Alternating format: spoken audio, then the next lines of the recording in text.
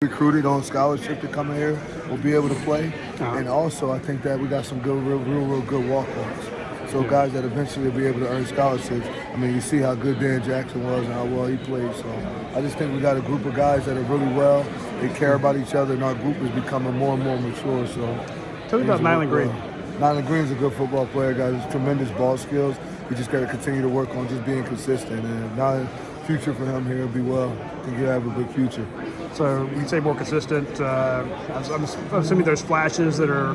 I mean, he's just going to be a more consistent player. I think you'll be able to see because other guys have been leaving, possibly playing, and now he'll be a redshirt sophomore, so you'll start to see him on the field. Tell me about Dalen Everett. Dalen Everett's a tough kid, real tough.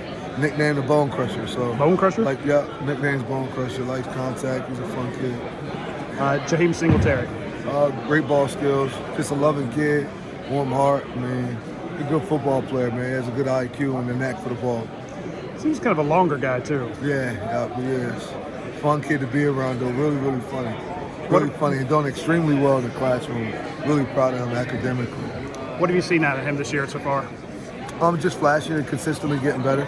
From when I first met him in the summer, because he wasn't a mid-year, all the way till now. I mean, he's constantly getting better and better and better. Did extremely well in the classroom, 3.0. So, not just a good football player, but he's also academically doing what he's supposed to do. All right, David Daniel. Hitter, he's nicknamed the Hitman. Okay. I mean, just a good kid, smart kid also. Did really well classroom this semester, but just loves football, man. All these guys like to compete. You know, that's the atmosphere here. If you don't like to compete, you wouldn't be here. But he's a competitive kid that should see some more out of him in the future. We haven't heard a whole lot about Julian Humphrey. What can you tell me about Julian Humphrey? Fast, instinctive kid. Probably one of the faster kids on the team. Eventually, once you see it, and now that he's starting to play, you can see his speed, that he's starting to understand the defense. You can start to see the flashes of how fast he is in that speed. In the spring, we heard a lot about Ja'Cory Thomas. We haven't heard a lot about it since. Just playing, just coming along. You know, sometimes freshmen hit walls. Sometimes they keep running through it, and he's a guy that hit it, but now he's back on. But, I mean, if you look at the other guys that we have in those positions, they're also playing well. So, it's hard to say when you got Chris Smith and Malachi Starks and all those guys playing. So, you'll see Ja'Cory soon. He's a good football player. How do you counsel patience? Repeat that? How do you counsel patience for a guy like that wants to be on the field, but you've got an All-American in front of him? You just love them. Teach them, let them see it. They understand their plan and they know their plan. Kind of teach the guys we all got different plans and different paths. So his path might not be the same way as the other path. Doesn't mean we won't all end up in the same place. If you're trying to point out Javon Bullard on the field, how would you find him? By the big hit. By the big hit? Yeah, by the big hit. Guys just always make plays. You know, wherever you see the ball at, probably see him at it. And if there's a big hit and the crowd getting excited, he probably has something to do with it. What's his future look like? I mean, he's a good football player. You watch him here playing. I mean, all these guys, you play at the University of Georgia, future, the sky's the limit. And just academically what you can do, the degrees you're able to get here, but then also just having a chance to play football and be a part of this brotherhood here is a good, really good experience. I'm excited and happy I got to come and be along with it with them. Javon Bullard, Chris Smith, all those guys accepted and welcomed me in here, so, you know, they made it feel good. David Daniels, so I'm just excited to be a part of this with those guys. Taki Smith, you know, we got a bunch of good guys that really help and embrace myself and allow me to come here and be comfortable, and the rest of the players. So I enjoy our group.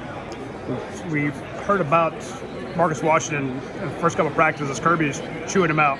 That's usually a good sign because when Kirby's on somebody, that means that he expects big things from him. What can we expect from Marcus Washington Jr.? I mean, he's a good player. He's young, so just keep it all going. Coach Smart gets us all, from the players to the coaches. So it's part of the game. The more he's talking to you, the more he loves you. That's a part of him just expressing the love to want you to go be the best version of yourself. That's what Coach likes. So what's it like for you to work for Kirby Smart, to be out there on the field with him? Also, it's a blessing, you know. Get a chance to be with a guy who's just understands all positions, you know. Everybody say he coaches a defensive guru where he is, but in the same sense, I just love the fact that he can coach every position on the field, talks to everyone, and then me getting a chance to understand the defense from actually our coach, because he's a defensive-minded coach. So getting to do that with him every day, getting to meet with him every day, getting to be around him and Coach Muschamp it's just something that's really going to help myself, help my career, and also it helps me be able to help our players more because I'm getting it firsthand from the head football coach and the defensive coordinator. If you had to name one thing you've learned from Kirby and Will, what would it be? And one thing that maybe you taught them? Just consistency. You know, just being consistent, just being able to come out to practice the same way every single day. Enjoying it, loving it, being around it, and just embracing each other right away, and just like giving it all you got. You know, it's something that I learned from them that I've already kind of had, but being able to know that, okay, I'm doing this the right way. You know, being able to do it and love it and do it the right way. And just those guys are family-oriented guys, but you know, when it comes to football, they love it. You know, they don't short the game at all. There's no shortcuts in being successful, and I see why those guys are so successful, because they do it the right way every single day.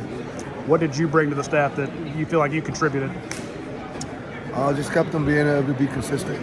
You know, I think everything was already being done. You know, you look at it, won a championship last year, so just trying to help the consistency. You know, I don't think I brought anything different than what coaches and everybody else already had here. I'm just trying to play my part. I just wanted to come in and make sure that I can be a part of a staff and keep this staff being able to go the right way, because really I could have been the guy to come in and mess it up when you won a national championship. So I'm just happy that I was accepted and loved everything, and being able to be a part of such a great staff. Your biggest recruiting win from this past recruiting class? Because you kind of opened up that whole biggest Northeast. recruiting win, I would say, overall was the D tackles that we got. Being able to get those guys, I didn't personally go and recruit them, but just being able to be a part of being able to get Big John and Jordan Hall, man, that's big for me, being a secondary coach. You know, those guys up front make it all work. So them, and then I would say the 3 linebackers. You know, being able to get those linebackers that came in, those guys help us, because that front 7 makes the back guys look even better. So I would say the biggest recruiting win for me, because I'm a team guy, would be those 2 D tackles, and then those linebackers. Those were the biggest recruiting. Tell me about a couple of the guys you recruited that are going to be in your secondary. They all could just play ball. They all smart. AJ Harris love football. Every guy that we got, they like and love football, and they all know and understand their plan. You know, you got AJ, you got Daniel Harris, Kyron, Chris Pill, Jonell, who's just like a hitter, Justin Brad. Like, you know, all those guys, we went out and made sure guys love football, understand and know that I'm going to come and be a part of a brotherhood, and I want to play my part and be able to play my part to the best of my ability.